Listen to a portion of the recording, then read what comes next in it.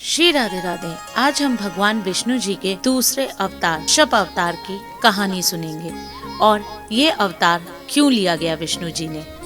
अगर आपको मेरी ये जानकारी पसंद आती है तो कमेंट बॉक्स में कमेंट जरूर करें। भगवान विष्णु जी संसार के पालक हैं और जब जब संसार या मानव जाति पर किसी भी तरह का संकट आया है, उन्होंने अवतार लेकर जन कल्याण किया है। उन्होंने मछली जैसे छोटे प्राणी से लेकर भगवान राम और कृष्ण तक के रूप में जन्म लिया है। उनके 10 अवतारों में से एक अवतार कछुए का है, जो भगवान विष्णु जी का दूसरा अवतार माना जाता है। भगवान विष्णु के 10 अवतारों में से एक अवतार कूर्म अथवा कश्यप अथवा कछुआ अवतार भी कहा गया है। भगवान विष्णु के अवतारों का स्वरूप ही केवल आश्चर्य में डालने वाला नहीं होता, बल्कि अवतार के उद्देश्य भी अद्भुत होते हैं। उनके सभी अवतार एक अलौकिक कहानी का बखान करते हैं तथा सृष्टि और समस्त मानव जाति के उद्धार का कारण बनते हैं। तो चलिए जानते हैं कि भगवान विष्णु जी का आखिर किस तरह के कल्याण के लिए एक कछुए का अवतार लेना पड़ा। पौराणिक कथा के अनुसार एक बार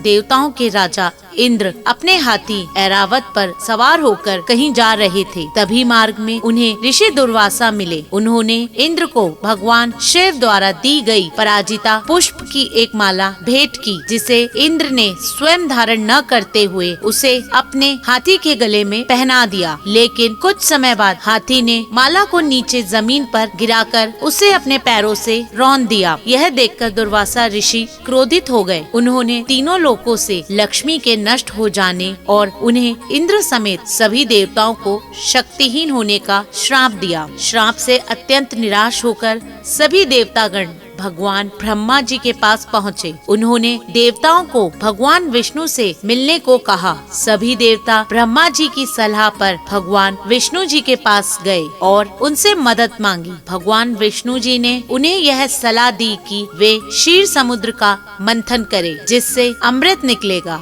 इस अमृत को पीने से सभी देवों की शक्ति वापस आ जाएगी। किंतु समुद्र मंथन का कार्य इतना भी आसान नहीं था। ऋषियों के श्राप के कारण देवता अत्यंत निर्बल हो चुके थे, अतः समुद्र मंथन करना उनके वश की बात नहीं थी। देवताओं को एक विचार आया। उन्होंने असुरों को समुद्र मंथन से मिलने वाले अमृत का लालच दिया। अमृत के लालच से असुर देवताओं के साथ मिलकर समुद्र मंथन करने को सहमत हो गए। उन्होंने मंदराचल पर्वत को मथनी और वासुकी नाग को रस्सी के स्थान पर प्रयोग कर समुद्र मंथन प्रारंभ किया। वासुकी नाग के सिर को देवताओं ने पकड़ा और पूंछ को असुरों ने। मंथन प्रारंभ होने के बाद समुद्र से कई कीमती चीजें निकली और साथ ही हलाहल विष भी निकला, जिसे महादेव जी ने अपने कंठ में धारण किया। लेकिन अमृत निकलना अभी भी बाकी था। अमृत निकले उससे पहले ही मंदराचल पर्वत समुद्र में धंसकर डूबने लगा। तब भगवान विष्णु ने कश्यप अवतार धारण किया, ताकि वह अपनी पीठ पर मंदराचल पर्वत का भार उठा सके और उनकी पीठ को आधार बनाकर फिर से समुद्र मंथन आरंभ हुआ। माना जाता है कि भगवान विष्णु के कश्यप अवतारों में कछुए की पीठ का व्यास 100 गुना योजना था।